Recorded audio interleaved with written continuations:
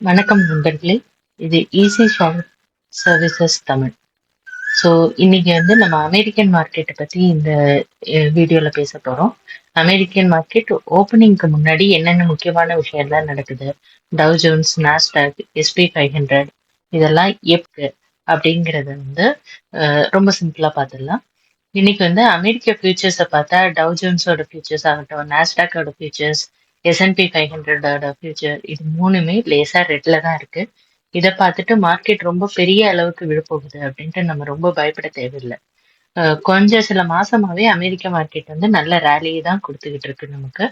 So அதனால இப்போ கொஞ்சம் லைட்டா ப்ராஃபிட் புக்கிங் மாதிரி தான் தெரியுது. ஆனா இன்னைக்கு மார்க்கெட் உண்மையாவே நகர்த்த போறது ஃபியூச்சர்ஸ் கிடையாது. இன்னைக்கு வரப்போற எக்கனாமிக்ஸ் டேட்டா தான் மார்க்கெட்டை இன்னைக்கு மூவ் பண்ணி கொண்டு போக போகுது. ஸோ மொதல் டேட்டா என்ன அப்படின்னு பார்த்தீங்கன்னா, ஏடிபி எம்ப்ளாய்மெண்ட் ரிப்போர்ட் அப்படின்ட்டு ஒன்று வெளியாக போகுது. ஸோ இது என்ன சொல்லுது, இந்த எம்ப்ளாய்மெண்ட் ரிப்போர்ட் எதை பத்தி குறிக்குது அப்படின்னு பார்த்தீங்கன்னா, அமெரிக்கால பிரைவேட் கம்பெனிஸ் எல்லாம் இருக்கு பாத்தீங்களா. ஸோ அந்த பிரைவேட் கம்பெனிஸ்ல எத்தனை பேருக்கு வேலை கொடுத்துருக்காங்க அப்படிங்கறத சொல்ற ரிப்போர்ட். ரொம்ப சிம்பிளா இதை புரிஞ்சுக்கணும் அப்படின்னு பாத்தீங்கன்னா, இந்த ரிப்போர்ட் ஸ்ட்ராங்கா வந்துச்சு அப்படின்னா அமெரிக்காவோட எக்கனாமி இன்னும் ஸ்ட்ரென்த்தா தான் இருக்கு அப்படின்ட்டு மார்க்கெட் ரியாக்ட் பண்ணும்.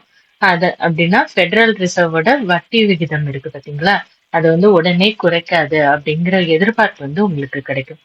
இதுவே அதனால என்ன ஆகும் அப்படின்னு பாத்தீங்கன்னா, குறிப்பா ஏஐ மற்றும் டெக்னாலஜி ஸ்டாக்ஸ்ல கொஞ்சம் ப்ரெஷர் வரும்.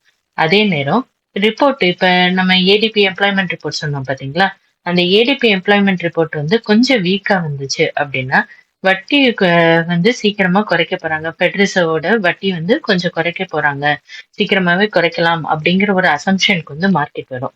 ஸோ அதனால டெக்னாலஜி ஸ்டாக்ஸுக்கும் ஏஐ ஸ்டாக்ஸுக்கும் ஒரு பாசிட்டிவ் நியூஸா மாறும்.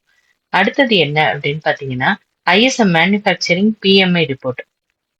ஸோ இந்த ரிப்போர்ட் அமெரிக்காவோட மேனுஃபேக்சரிங் செக்டார்ஸ் எப்படி பெர்ஃபார்ம் பண்ணுது அப்படிங்கறத சொல்றதுதான் இந்த ஐஎஸ்எம் மேனுஃபேக்சரிங் பிஎம்ஐ ரிப்போர்ட் அப்படிங்கறது. ஸோ இதுல ஒரு நல்ல நம்பர்ஸா வந்துச்சு அப்படின்னா இண்டஸ்ட்ரியல்ஸ், பேங்கிங் ஸ்டாக்ஸ் எல்லாம் நல்ல ஒரு அப்சைட் மூவ் உருவாகும். இதுவே வீக்கா வந்ததுன்னா அமெரிக்காவோட எக்கனாமிக் க்ரோத் பத்தின ஒரு சின்ன சந்தேகம் வரும் மார்க்கெட்டுக்கு. ஸோ அதனால கொஞ்சம் பிளாட்டாவோ இல்ல நெகட்டிவாவோ இந்த செக்டார்லாம் மூவ் ஆகலாம். இன்னைக்கு இன்னொரு ஒரு முக்கியமான விஷயம் என்ன அப்படின்னு பாத்தீங்கன்னா, கெவின் வார்ஷ் பேச போறாரு. அவர் சொல்ற ஒவ்வொரு வார்த்தையையும் மார்க்கெட் உன்னிப்பா இன்னைக்கு கவனிக்கும்.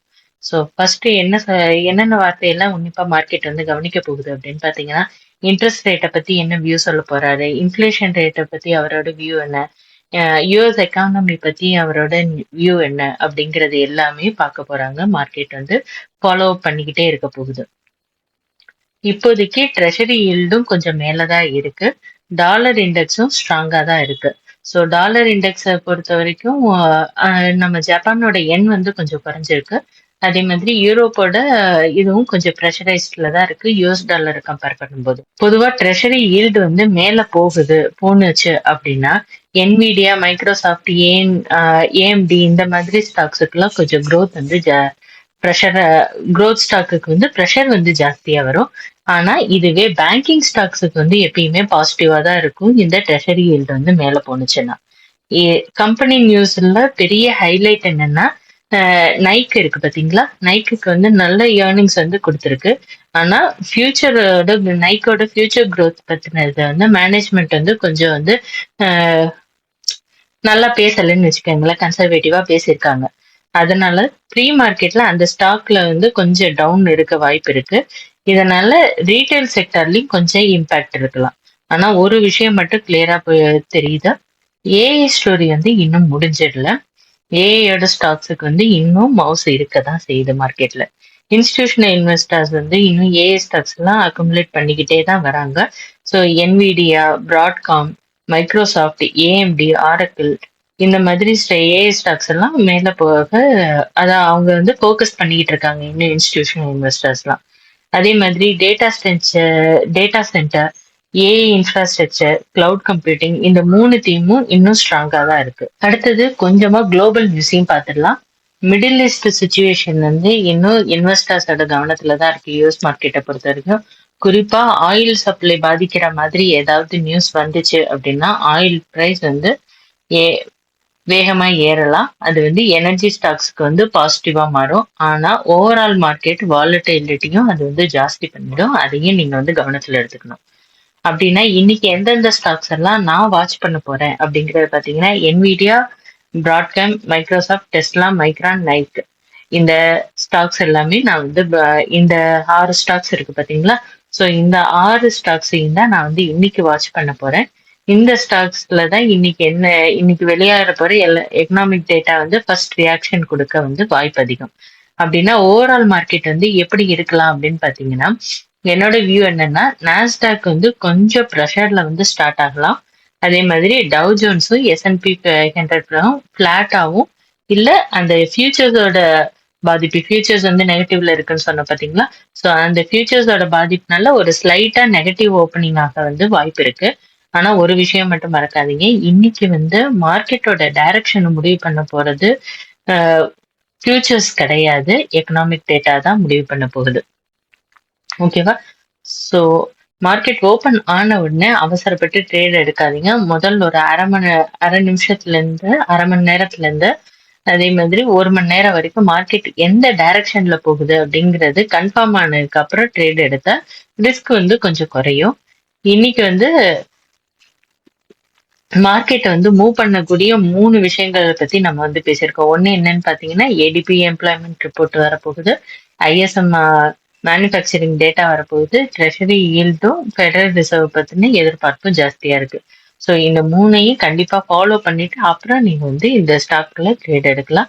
இந்த மாதிரி தினமும் Indian market, American market, global மார்க்கெட்டோட அனாலிசிஸ், ஸ்டாக்ஸ் பிக்கிங் வந்து எப்படி நம்ம வந்து ஸ்டாக்ஸ் பிக் பண்றது, இது எல்லாமே தெரிஞ்சுக்கணும். முக்கியமான எக்கனாமிக் அப்டேட் வந்து தமிழ்ல தெரிஞ்சுக்கணும் அப்படின்னா நம்ம சேனல் வந்து சப்ஸ்கிரைப் பண்ணுங்க. ஓகே, இதுக்கப்புறம் நம்ம வந்து டெக்னிக்கல் லெவல்ஸ் வந்து பார்க்க போறோம். டவ் ஜோன்ஸோட இன்னைக்கு வந்து ஹையர் ரெசிஸ்டன்ஸ் எவ்வளவு தூரம் இருக்க போகுது, லோவர் ரெசிஸ்டன்ஸ் எவ்வளவு தூரம் இருக்கு, சப்போர்ட் எவ்வளவு தூரம் இருக்க போகுது, அதே மாதிரி 3 இண்டெக்ஸ்க்கும் நம்ம வந்து பார்த்துடலாம்.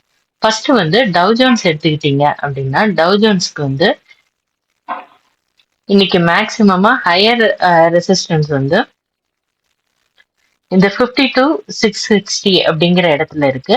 அதுக்கப்புறம் இமீடியட் ரெசிஸ்டன்ஸா இருக்க போறது வந்து உங்களுக்கு 52,390 அப்படிங்கிறது இருக்கு. அதே மாதிரி இமீடியட் சப்போர்ட்டா இருக்க போற இடம் எது அப்படின்னு பாத்தீங்கன்னா 52,270 வந்து இமீடியட் சப்போர்ட்டா இருக்கும். அதை விட்டு கீழே இறங்கினோன்னா 52,140 அப்படிங்கிறது வந்து இமீடியட் சப்போர்ட்டா இருக்கும்.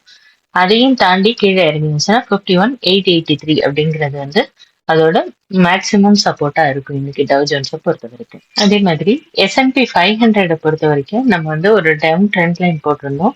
ஸோ அந்த டவுன் ட்ரெண்ட் லைன்ல தான் உங்களுக்கு வந்து டச் ஆகி நின்று இருக்கு. இதை இன்னும் க்ளோசர் வியூல பார்க்கணும் அப்படின்னு பாத்தீங்கன்னா அந்த டவுன் ட்ரெண்ட் லைனை பிரேக் அவுட் ஆக ட்ரை பண்ணிட்டு அகெயின் கீழே வந்திருக்கு. ஸோ இமீடியட்டா இதோட நெக்ஸ்ட் ரெசிஸ்டன்ஸ் வந்து இன்கேஸ் இந்த டவுன் ட்ரெண்ட் லைனை விட்டு தாண்டி இன்னைக்கு கிரீன் கேண்டில் பிரிண்ட் பண்ணுச்சு அப்படின்னு பாத்தீங்கன்னா நெக்ஸ்ட் ரெசிஸ்டன்ஸ் வந்து 7,520 இருக்கும் இமீடியட் ரெசிஸ்டன்ஸா. அதையும் தாண்டி போனுச்சுன்னா 7,570 வந்து அடுத்த ரெசிஸ்டன்ஸா இருக்கும் உங்களுக்கு. அதே மாதிரி இது வந்து ரெசிஸ்டன்ஸை டச் பண்ணனால அகெயின் கீழே வர ஆரம்பிச்சது அப்படின்னா இமீடியட் சப்போர்ட்டா உங்களுக்கு வந்து 7,460 இருக்கும். அதுக்கு கீழே போனா உங்களுக்கு வந்து 7,420 வந்து அடுத்த சப்போர்ட்டா இருக்கும். மேக்சிமம் சப்போர்ட் எங்க இருக்கு அப்படின்னு பாத்தீங்கன்னா 7,330 வந்து உங்களுக்கு வந்து மேக்சிமம் சப்போர்ட் வந்து இருக்கு S&P 500ல. அடுத்தது வந்து நாஸ்டாக் பார்த்தோம் அப்படின்னு பாத்தீங்கன்னா ஸோ நாஸ்டாக்கை பொறுத்த வரைக்கும் மந்த்லி அண்ட் வீக்லி வியூ பாருங்க. ஸோ மந்த்லி அண்ட் வீக்லி வியூல வந்து ஆக்சுவலி அதோட ஒரு பெரிய மேஜரான மந்த்லி ட்ரெண்டை வந்து பிரேக் அவுட் பண்ணி அது வந்து மேலே போயிருக்கு. அப்படி மேலே போயிட்டு இப்போ என்ன ஃபார்மேஷன் நடக்குது அப்படின்னு பார்த்தீங்கன்னா ஒரு ட்ரையாங்கிள் ஃபார்மேஷன்ல வந்து இப்போ வந்து மூவ் ஆயிட்டு இருக்கு. ஸோ இந்த ட்ரையாங்கிள் ஃபார்மேஷனை போய் ஹிட் பண்றதுக்கு வந்து இன்னும் டார்கெட் இருக்கு. அப்படி ஹிட் பண்ணும்போது அதோட டார்கெட் வந்து என்னவா இருக்கும் அப்படின்னு பாத்தீங்கன்னா 30,570 அப்படிங்கறது வந்து அப்சைட் டார்கெட்டா இருக்கும். டவுன் சைட் டார்கெட் வந்து இமீடியட் டார்கெட்டா வந்து 30,100ல இருக்கு. அதையும் தாண்டி கீழே இறங்கினுச்சுன்னா உங்களுக்கு வந்து 29,660 அப்படிங்கிறது வந்து உங்களுக்கு வந்து நாஸ்டாக்கு டவுன் சைடுக்கான டார்கெட். ஓகேவா? ஸோ இதுதான் Nasdaq and SPX S&P 500 and Dow Jones இதில் வந்து என்னோட வியூ.